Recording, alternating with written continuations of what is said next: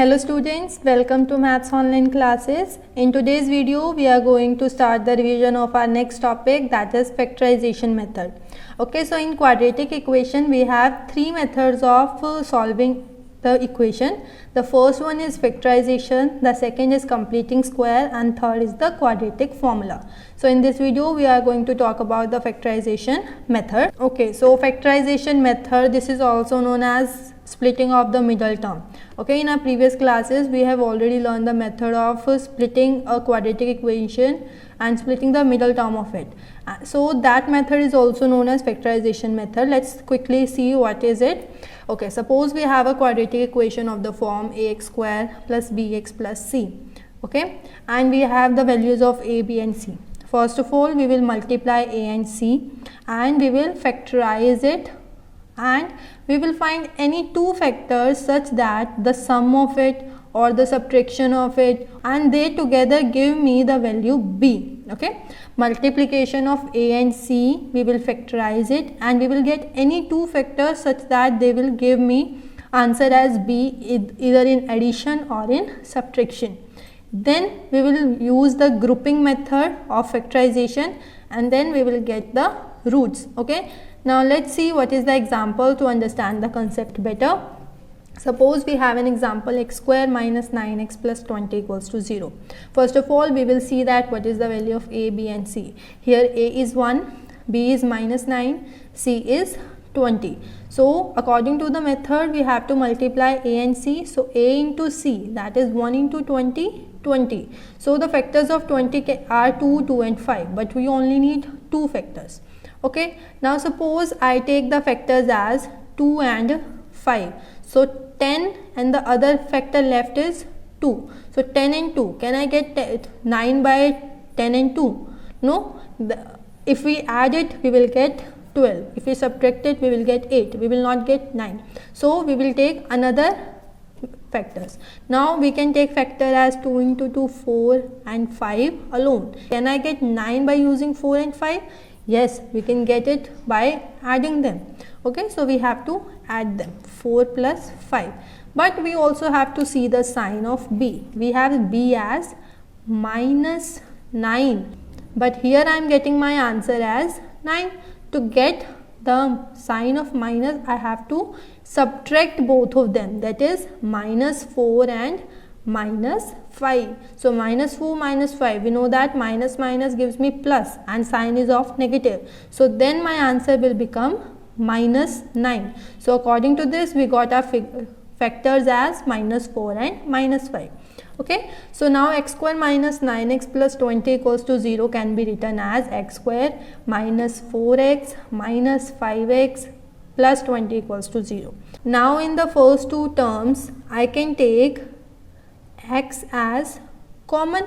So we will take x common, we are left with x minus 4. Now in the other two terms, I can take 5 as common, and since the symbol is of minus here, so we will put it here as in minus 5.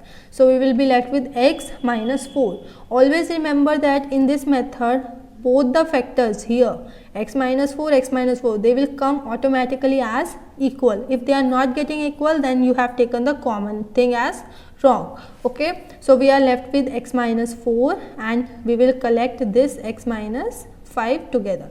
So x minus 5 equals to 0. Now since we have x minus 4, x minus 5 equals to 0, then either x minus 4 equals to 0 or x minus 5 is 0, or both of them can be 0. So we will put both of them as 0. X minus 4 equals to 0 will give me x equals to 4, and x minus 5 equals to 0 will give me x equals to 5. So 4 and 5 are the roots of this equation. Okay, I hope this example is clear. Now take one more example, because the questions are not as direct as this. Like question can be in the form of statement problem also. Now let's see a very simple example related to it. Sum of square of two consecutive odd numbers is 394 and find the numbers. Okay, first of all it says two consecutive odd numbers. Consecutive means that is they are one after the other. Okay, like 2, 3, 4, 5, 6. Okay, they are one after the other. But here it says consecutive odd number, so they must be odd also. So suppose if I take first number to be x, the other one will be x plus 2. Why? Because if I take first number as 1, the next will be 3, so there is a difference of 2. Then if first number is suppose 5, the next number is 7. If first is 7, then next is 9, so there is always a difference of 2. So two consecutive numbers will be x and x plus 2. Okay, now according to question, sum of square of two consecutive number. Sum of square of, that is, we have to take the square of the numbers and then we will add them. So x square plus x plus 2 whole square equals to 394. Now x plus 2 whole square, identity will be applied. Now by solving it, we will get 2x square plus 4x minus 390 equals to 0. Now by solving it, we get 2x square plus 4x minus 390 equals to 0. In this chapter, always try to make the equation smaller. Now 390 is a very large number, so try to make it very small by taking 2 common here, because we can see that all the numbers 2, 4, 390 are divisible by 2. So we will take 2 as common. The equation left is x square plus 2x minus 195 equals to 0. Now we got a quadratic equation. Now a equals to 1, b equals to 2, c equals to minus 195.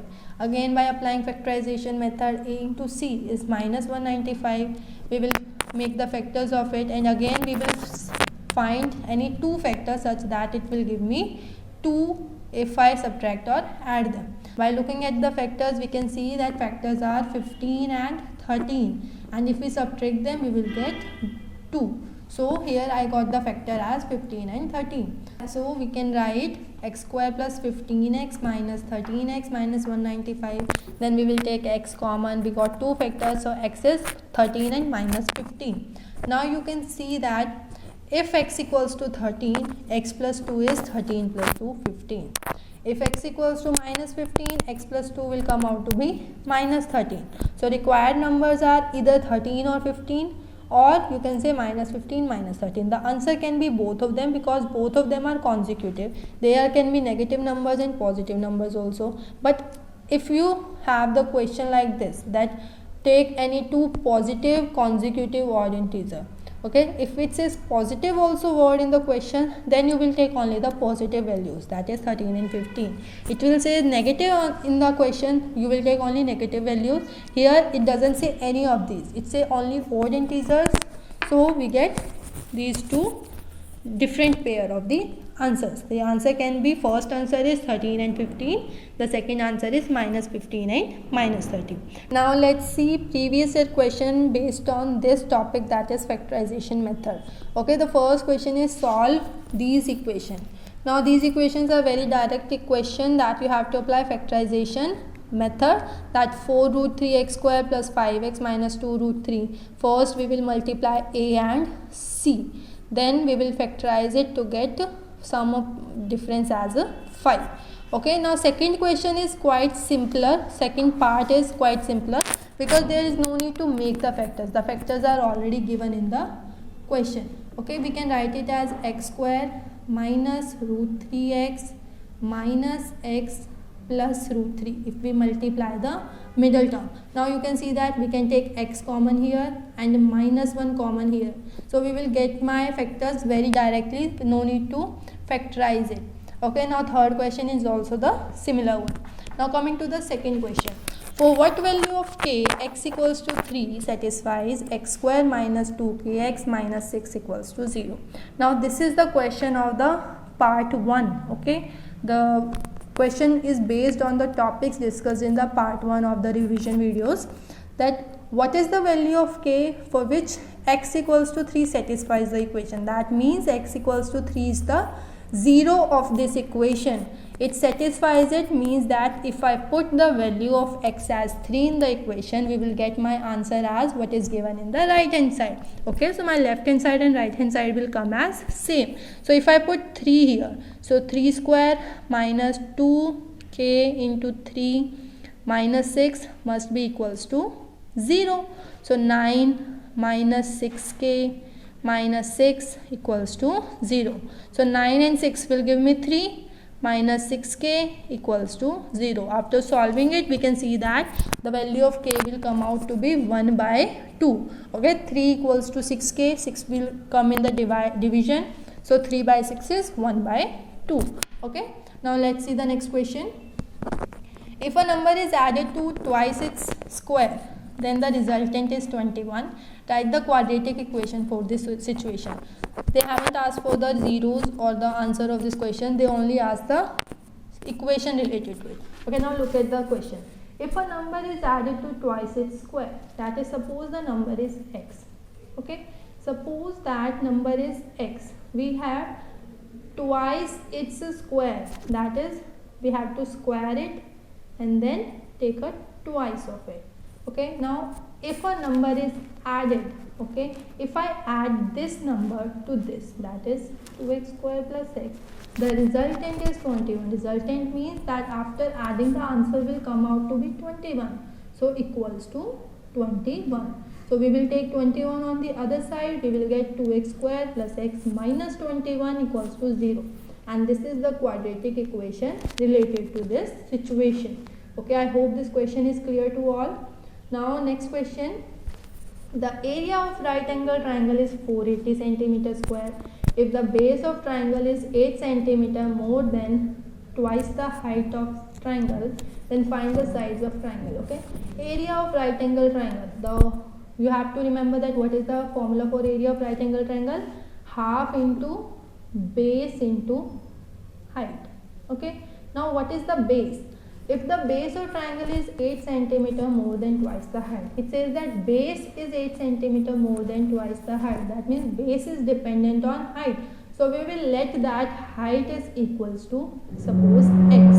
Then base will be 8 centimeter more than twice the height. Okay, we will first take the twice of the height, then we will add 8 to it because it is 8 more than it. If it says 8 less, then we will minus 8, that 2x minus 8. Now this is my base, this is my height. So we will just put these values in the formula and we will get an equation over here. Okay, I hope you can do this question. Okay, let's put it in this. Half into 8 plus 2x into x. Okay, now you can take 2 common over here and then we can cancel 2, or you can just simply multiply all the terms. We will just get a quadratic equation. Okay, we will put this area equals to 480 centimeter square. Okay, so in the equals to side we have 480. Now let's see the last question. Check whether x square plus 1 by x equals to 1 is a quadratic equation or not. Again, it is based on the part 1 of the video. We have to check whether it's quadratic. So first of all, we will take LCM over here. We cannot just take x over there. We have to take LCM. So when we take LCM, we get here x cube plus 1 equals to 1. Now we will cross multiply it. We will get x cube plus 1 equals to x. That means we have the degree as 3. So it can never be quadratic. It is a cubic polynomial. Okay. So I hope these questions are clear. These were based on the part 1 and the factorization method. So keep revising this method. Till then, take care. Have a nice day.